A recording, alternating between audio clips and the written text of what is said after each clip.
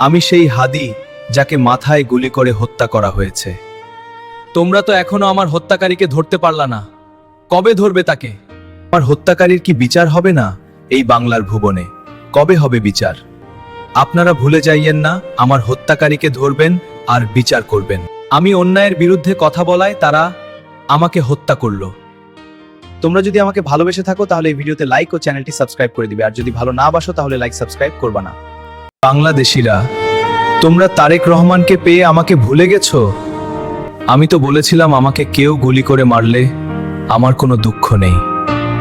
আমার সারাটি জীবন এমন মৃত্যুই কামনা ছিল, কিন্তু আমার হত্যাকারীর জন্য বিচার করা হয়। কিন্তু তোমরা তো তারেক রহমানের ট্রেন্ডের ভিড়ে গা ভাসিয়ে আমাকে ভুলে গেলে। আজকের তারেকরা দেশে আসার সুযোগ পেয়েছে জুলাই অভ্যুত্থানে আমার আন্দোলন সংগ্রামের কারণে। তোমরা যদি আমার হত্যাকারীর বিচার না করো, সেদিন তোমাদের আমি কেয়ামতের ময়দানে আটকিয়ে দিব।